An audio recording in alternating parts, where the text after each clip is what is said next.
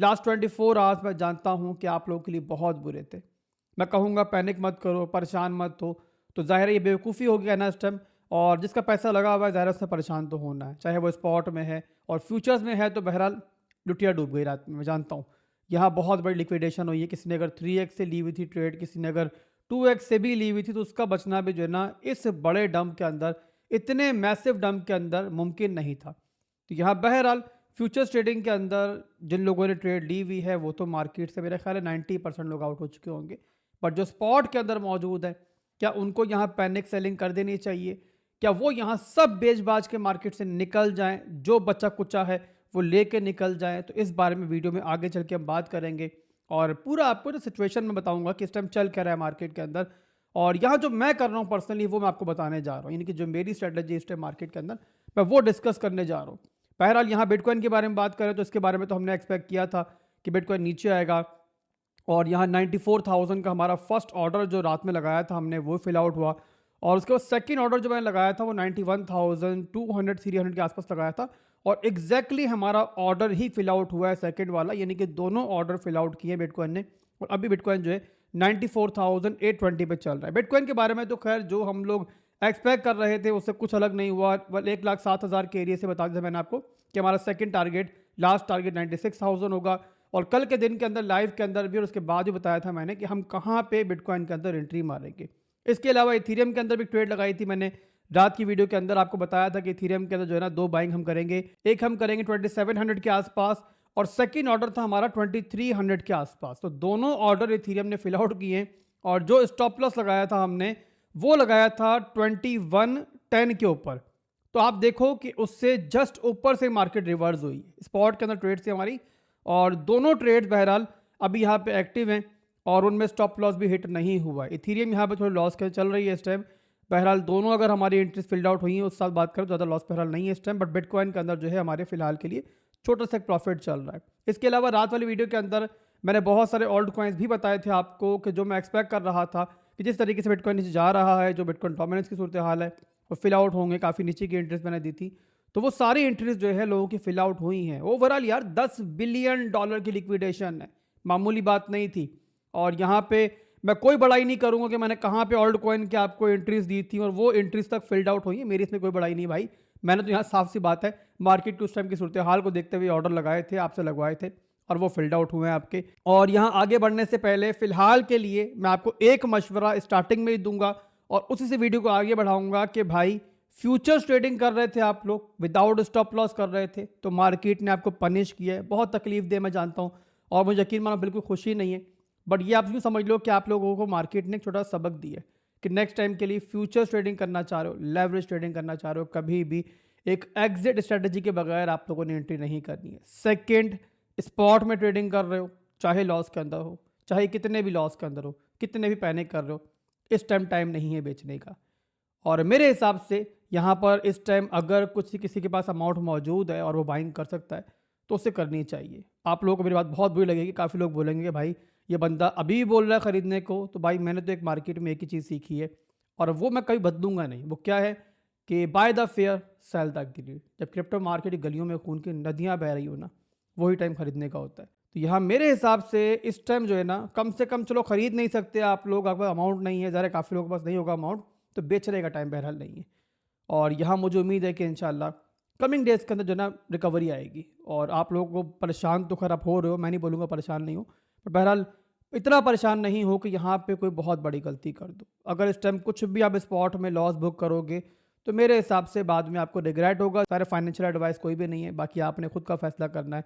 But मेरे हिसाब से जो लोग भी यहाँ पर लॉस बुक करेंगे वो बाद में पछताएंगे। बहरहाल यहाँ से आगे बढ़ते हैं, देखते हैं कि बिटकॉइन के अंदर जो हमने ऑर्डर लगाए थे वो फिल्ड आउट हुए हैं, तो उसके बाद क्या सिचुएशन चल रही है और इसके अलावा इथीरियम में क्या चल रहा है, ऑल्ट कॉइन्स में क्या चल रहा है, सब कुछ देखते हैं। और इसके अलावा डिस्कस करते हैं कि आखिर रीज़न क्या था। इतनी बड़ी लिक्विडेशन जो है मार्केट ने कभी नहीं देखी है। $10 बिलियन से ज़्यादा की लिक्विडेशन हुई है। अभी तक रिपोर्ट्स जो मिल रही हैं आपको वो मिल रही है 2 बिलियन से ऊपर की, बट ओवरऑल जो सोर्सेज बता रही हैं और ख़ासतौर पर देखो तो बायबिट के जो CEO है उन्होंने बताया कि भाई 2 बिलियन तो सिर्फ बायबिट पे लिक्विडेशन हुई है। तो ऐसा कैसे पॉसिबल है कि पूरी मार्केट के अंदर 2 बिलियन लिक्विडेशन हुई है? तो कहा यह जा रहा है कि जो टोटल फिगर है ना जो ज़ाहिर है अभी आजकल में हमारे सामने आ जाएगा, वो 10 बिलियन से भी ज़्यादा है। अब रीज़न क्या है, तो एज़ सच कोई बहुत बड़ा रीज़न नहीं था। एक रीज़न बहरहाल मौजूद था, एक फंड मौजूद थी मार्केट में, जो मैंने कल बताई थी आपको कि डोनाल्ड ट्रंप ने टैरिफ लागू किया है कनाडा के ऊपर, मेक्सिको के ऊपर, चाइना के ऊपर, और 25% टैक्स लगाया है। तो यहाँ पर ये सोचा जा रहा है कि भाई जब जवाबन वो कंट्रीज़ लगाएंगे यूएसए पर टैक्स, तो एक तरह से जंग स्टार्ट हो जाएगी। डोनाल्ड ट्रंप ने बोल भी दिया है आज कि अगर यहाँ पे कनाडा ने जवाबी कार्रवाई की तो वो मज़ीद टैक्स लगा देंगे। तो इतनी मैसिव लिक्विडेशन जो हुई है, जो मुझे दिख रहा है इस टाइम यहाँ पे कि भाई मार्केट में एक झाड़ू फिरा है, एक मैसिव मैनिपुलेशन हुई है। और अब यहाँ पर ये बात करें कि भाई माजी में इतनी मैनिपुलेशन कभी क्यों नहीं हुई है, इस बार $10 बिलियन क्यों मार्केट से वाइप आउट हुए हैं, तो भाई इस बार ब्लैक रॉक मौजूद है मार्केट में, ये बड़ी बड़ी वेल्स मार्केट में मौजूद है। तो जाहिर है जितनी बड़ी वेल्स है उतनी ही बड़ी मैनिपुलेशन हमने देखी है। पहली बार हुआ है मार्केट में, बट पहली ही बार जाहिर सी बात है बड़ी वेल्स भी हैं। तो एनीवेज दोस्तों, यहाँ जो सिचुएशन चल रही है मार्केट के अंदर, मेरे हिसाब से यहाँ पर आपको कोई मिस्टेक नहीं करनी चाहिए। बहुत पैनिक कर रहे हो, स्क्रीन क्लोज करो और कुछ देर के लिए मार्केट से बाहर चले जाओ और कुछ दिन बाद मार्केट को देखना आके, और फिर जरा डिसाइड करना क्या करना है। फिलहाल के लिए बहरहाल मेरे हिसाब से आपको जज्बात में आके फैसला नहीं करना चाहिए। एनीवेज, यहाँ आप चलते हैं बिटकॉइन के ऊपर, और बिटकॉइन में देखते हैं कल हमने जो आपको लिमिट ऑर्डर दिए थे वो कैसे फिल आउट हुए हैं। और ये आप सब लोग अभी गवाही दो कमेंट के अंदर कि मेरा ख्याल है मेरा वाहिद चैनल होगा कि जिसने आपको 1,07,000 के ऊपर ही बता दिया था कि यहाँ से जो है ना रिजेक्शन होगी। इवन यहाँ से पहले बताया था कि भाई ऊपर जाएगी मार्केट 1,07,000 पे, उसके बाद बताया था कि नीचे आएगी मार्केट, और उसके बाद जब ये सपोर्ट पर मौजूद था बिटकॉइन, तभी बताया था मैंने कि भाई इससे नीचे मार्केट जाके 96,000 तक मिनिमम जाएगी मार्केट। और उसके बाद कल दोबारा वीडियो बनाई है, कल 3 वीडियोस बनाई है मैंने, लाइव किए 2 वीडियोस बनाई हैं, और तीनों वीडियोस के अंदर बिटकॉइन के बारे में बताया था कि मैंने आपको कि फौरी तौर पर अपने फॉलिंग नाइफ कैच नहीं करनी है, और लिमिट ऑर्डर बताया था मैंने कहाँ पे लगाना है। पहला बाय ऑर्डर दिया था मैंने आपको बिटकॉइन के अंदर कि आपने पहला बाइंग करनी है यहाँ पे 93,905 के ऊपर। ये देखो हमारा पहला बाय ऑर्डर ये फिल आउट हुआ है। सेकंड बाय ऑर्डर जो दिया था मैंने आपको कि किस लेवल पे आपने डीसीए करना है, आप देखो कितनी जबरदस्त एक्यूरेसी के साथ जो है ना हमारा बाय ऑर्डर फिल आउट किया है मार्केट ने, और यहां से मार्केट फिर दोबारा रिवर्स कर गई है। एग्जैक्टली उस पॉइंट से रिवर्स हुई है मार्केट जहां मैंने बताया था कि इन वर्स्ट केस बिटकॉइन यहां तक आ सकता है। आप लोग मेरी रात की 3 बजे वाली वीडियो उठा के देख लो, मैं लिंक ऊपर पिन कर भी दूंगा। क्लियर कहा था कि इन वर्स्ट केस बिटकॉइन यहां तक आ सकता है, और वहीं पर आया फिर आपके सामने है कि रिवर्स कर गया है। तो ओवरऑल जो हमारी बाइंग एवरेज बन रही है अभी दोनों बाय ऑर्डर फिल आउट होने के बाद, वो लगभग बन रही है 92,000 के आसपास। तो यहाँ पर देखें अगर, तो एग्जैक्टली जो है ना हम यहाँ पर तकरीबन 3.69% उस लेवल से ऊपर चल रहे हैं। तो बिटकॉइन की ट्रेड फिलहाल के लिए प्रॉफिट में चल रही है। हमारी फर्स्ट टारगेट मैंने दिया था आपको 1 लाख, सेकंड दिया था आपको 1,06,000, थर्ड टारगेट था हमारा ऑल टाइम हाई से ऊपर।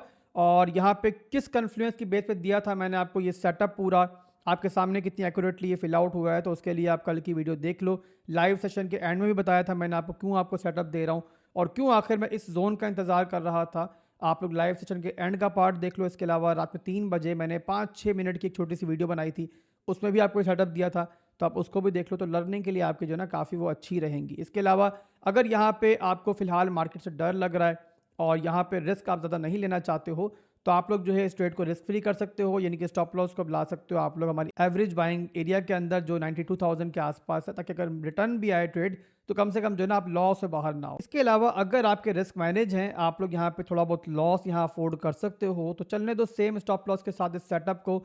और वैसे भी यहाँ पर जो है ना हमारे पास एक और कन्फ्लुएंस भी शामिल हो चुका है, वो भी आप देख लो। आपको पता है कि वीकेंड के ऊपर ये मैसिव डंप आया है, तो यहाँ पे इसी रीज़न की वजह से इस एरिया के अंदर जो है ना एक सीएमई गैप भी बिल्ड हो चुका है। और सीएमई गैप आप जानते हो कि एक एक्स्ट्रा कॉन्फ्लुएंस होता है।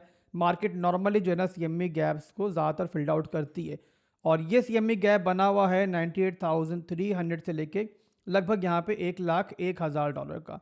तो यहाँ मार्केट रिवर्स हो किस तरीके से आती है, तो ये सीएमई गैप तो हमारा फिल्ड आउट होगा और साथ ही साथ हमारा फर्स्ट टारगेट भी यहाँ पर हिट हो जाएगा। तो उस टाइम फिर क्या है कि अगर आपने यहाँ पे अभी फौरी तौर पर स्टॉप लॉस ब्रेक इवन पे नहीं भी किया ना, तो कम से कम उस टाइम कर लेना और कुछ ना कुछ प्रॉफिट जो है वो साथ के साथ बुक करते जाना।